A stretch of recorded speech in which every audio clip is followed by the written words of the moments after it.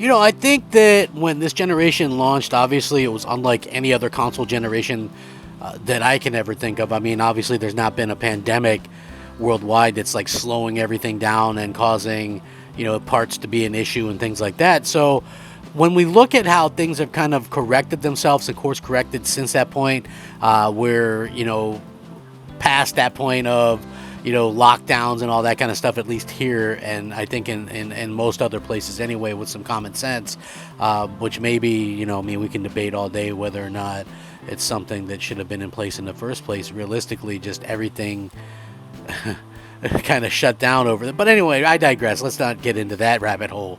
When it comes down to it, Microsoft and Sony and Nintendo, for that matter, are all going back and forth with each other lately. It seems like with like NPDs and selling consoles and things like that. I think it's been easiest for Nintendo, to be honest with you, because let's just be real, they're selling old parts, and people seem to be lapping that up like it's crazy, right? Like, I don't know, I'm weird because I like some Nintendo things, but people always look at me weird when I mention something that I don't really look forward to Nintendo games. I haven't played a Switch in years, and the fact of the matter is, for multiple reasons, I just don't look at PlayStation, as Nintendo Switch as a viable platform. First of all, not even because graphics, I admit, for the most part, don't matter. But when you're talking about new stuff, I think that it should look better than Xbox 360 games, and a lot of those Switch games don't look better than Xbox 360 games. And when an original Xbox from 2002 has a better online system and functionality and features than a 2022 Nintendo platform that's current, that's a bit of a problem. Also, when you look at that, achievements came out in 2005 from Microsoft, and here we are in 2022, and there's no achievement system for Nintendo. The online is a mess. The friends list situation is a mess.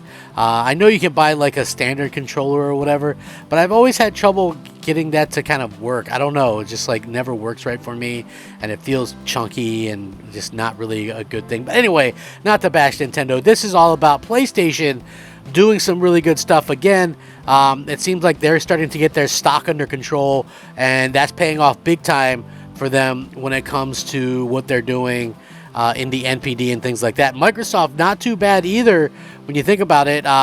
While the PlayStation was number 2 in dollar sale, was number 1 in dollar sales, number 2 in unit sales, unfortunately, as the Switch continues to sell like crazy. But it didn't mean that Xbox was doing poorly. Nope, Xbox did fairly well as well. And now we're starting to see exactly what's going on and what's been cooking with Sony. Now, Sony has a big game for the rest of the year. I mean, obviously they have a remake, and then of course God of War Ragnarok, which is what I'm most looking forward to.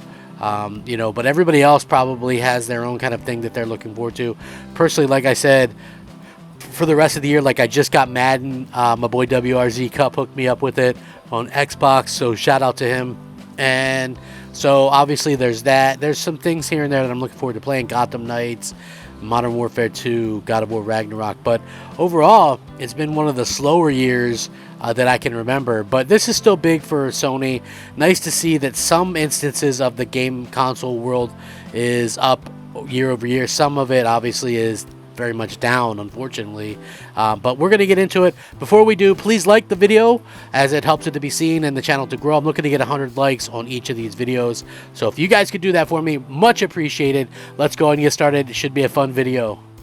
Now, I think that obviously Sony took some hits early on. I would love to see, even though I prefer Xbox, I would have loved to see what PlayStation 5 and even Xbox Series X could do with the ability to just have as many consoles available as possible, and where they didn't have to deal with all kinds of supply issues and things like that. So PlayStation 5 tops video game hardware spending in the US for July. Nintendo Switch sells the most units, however. Dollar sales for video game hardware reached $362 million last month, a 12% increase over last year, though year-to-date spending is down.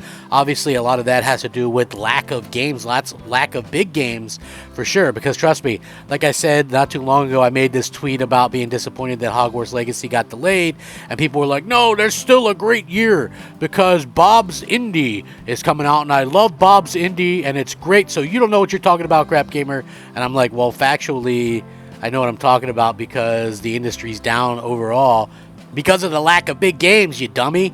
So anyway, along with the outlining of the top-selling games in the United States for July of 2022, the MPD Group senior analyst Matt Piscatella also shared hardware sales. The PlayStation 5 topped hardware spending for the month and year to date. However, the Nintendo Switch has sold the most units in the same period. Dollar sales for the PS5 and Series X and S consoles both saw percentage growth in the double digit compared to last year in terms of unit sales. The PlayStation 5 ranked second, while the Xbox Series X was second in dollar sales. PS5 supply has improved in recent weeks, and despite not knowing how long it'll last, Piscatella said that there are good signs overall. Now, overall dollar sales for video game hardware hit $362 million, which is, as I said earlier, a 12% increase compared to last year. Year-to-date spending hit $2.5 billion, a 7% drop from the same period last year when taking hardware, software, and accessories into consideration. So, year-to-date spending declined by 10% to $30.5 billion, with Piscatella noting that gains from subscriptions weren't enough to offset declines in other content segments as well. So it's super interesting. Year-to-date spending has reached $30.5 billion. Like I said, which is really good news as well. Video game hardware sales dollars increased by 12% when compared to a year ago. Year-to-date spending on video games has fallen, however. PS5 was number 2 in units. Xbox Series X was 2 in dollars. PS5 supply has improved in recent weeks, and not sure how long it'll last, but it's a good sign overall. So yeah, nice to see stuff like this happen. And we keep seeing that everybody kind of battle back and forth. Sometimes it'll be Nintendo, sometimes it'll be Microsoft, sometimes it'll be PlayStation. I think that's competition is good and healthy for all of the content providers coming around lately again, just to see this kind of cook up a win for Sony. I think it's smart the way that they've kind of handled things. And again, not taking anything away from them, I just feel like obviously it just comes at a good time. They're going to have some good games coming out, and they're marketing some games. I personally, like I said, I just kind of wonder what's going to happen with the rest of this year, because there's really not much to push these consoles, like I would say the later half of the year like normal. I mean, yeah, God of War will do that, and maybe Call of Duty, but Call of Duty's on everything. It's going to be very interesting to see how this kind of all comes about and how everything kind of works out for all those involved. Like I said, I feel like what's going on right now is super interesting because we're seeing probably a bigger uptick of casuals buying these video games, maybe for the first time in a long time. But we'll have to wait and see. It's still interesting. So bravo to Sony for nailing it, and for Microsoft for getting number 2 in dollar sales. They're doing good as well. Nintendo obviously continues to do well. I just wish Nintendo more catered to me as a hardcore gamer, and so far they haven't really done that. So with that being said, if you guys wouldn't mind liking my video, it helps it to be seen and it helps the channel to grow. Rack 'em up, fact 'em up. As always, Crap Gamer 'em up.